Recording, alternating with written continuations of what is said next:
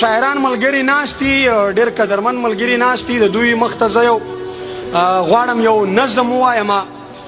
د نظم عنوان دی پښتون شاعر. وایي پرون لیلا داسې په چلول کې ګیله کوله، پرون لیلا داسې په چلول کې ګیله کوله، ویلې خفه نه شې څه داسې یې کیسه کوله چې ته شاعر یې او د مینې کیسې نه پېژنې، د محبت شنې سرې رنګینې کیسې نه پېژنې. چیرې یوه ورځ خو د زما شنکي خالونه یاد کا، یا مې چشمان یا مې د سرو شونډو سرونه یاد کا، یا مې د تورو زلفو ول په ول تارونه یاد کا، یا خو مې چیرې د بنګړو ډک مړوندونه یاد کا. چیرې یوه دوې کیسې زما په تور وربل ولیکه، یو دوه زما په دې نارې غاړه غزل ولیکه چې زه ډډه شم چې په ما پورې سندرې لیکي، زما د سپینې خولې وړې وړې خبرې لیکي چې کله وستایې زما د مخ سرخي لالیا، بیا دې منمه هر یو شعر او شاعري لالیا.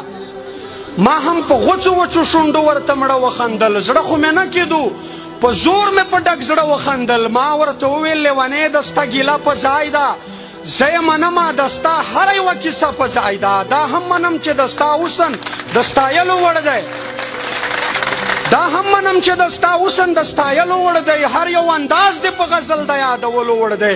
خو زه څه وکړم پښتون یم خیاره درومي، قسم په خدای که مې په خوله د عشق ټپه را درومي. څنګه یې ولیکم ضمیر اجازت نه راکوي، ما ته د وران وطن تصویر اجازت نه راکوي. چې شنه خالونه لیکم شنه لوګي بارود را یاد شي، هغه د کلي په جومات د بمبار دود را یاد شي. چې سره لبان لیکم نو سرې وینې مې زړه ته راشي، د زلمي ورور تودې تودې وینې مې زړه ته راشي. هغه د پلار په مخ پرتې وینې مې زړه ته راشي، هغه د مور په سر چې تلې وینې مې زړه ته راشي. نه نه نو زه به څنګه ستا په مخ سرخي یادوم، په مخ پرتې خاورې د خوار یتیم بچي یادوم.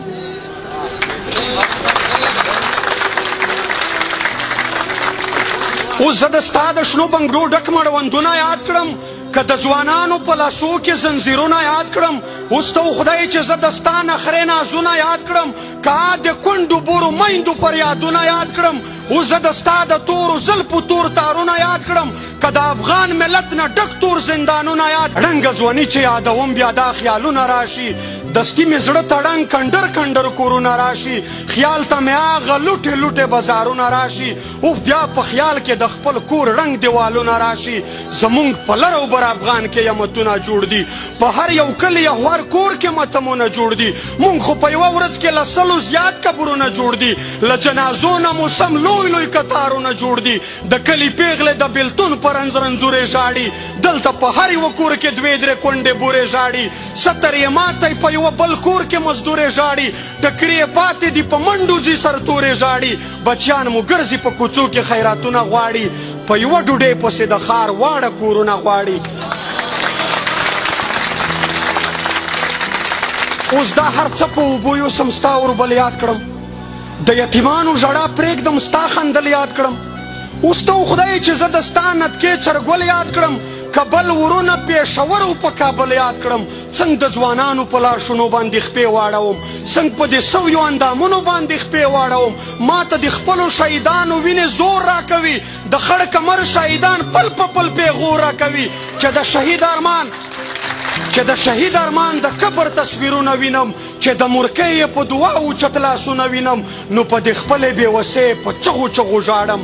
د پښتون قام په بربادۍ په چغو چغو ژاړم. لا خو مې هر ته تڼۍ واړه دښمنان ګرځي، زه ورته ګورم د نقیب تور قاتلان ګرځي. ما د طاهر د وړه د سوي بدن پور وانخیست، ما له تر نن بدل د ګران هارون بېلور وانخیست. ما له د خپل قام ننګیالي ځوانان ګټلي نه دي، ما د عارف غوندې تنکي ځوانان ګټلي نه دي. لیلا ما وبخښه خالونه وربل څنګه یاد کړم، لیلا ما وبخښه خالونه وربل څنګه یاد کړم. ستا نری غاړه سرې ورشنډې چرګل څنګه یاد کړم. تر څو چې وانخلم د دغو شهیدانو بدل، د کونډو بورو ځورېدلو یتیمانو بدل. تر څو چې ونه کړم تپوس د نړېدلي وطن، د باروتو په ور وړي ته وسوځېدلي وطن. زه مې چې بیرته خپل غیرت و ایمان ونه ګټم، تر څو چې هغه حلال شوي مشران ونه ګټم. زما نه مه کوه لیلا د شنو خالونو تمه، د ستا په حسن د غزلو او شعرونو تمه.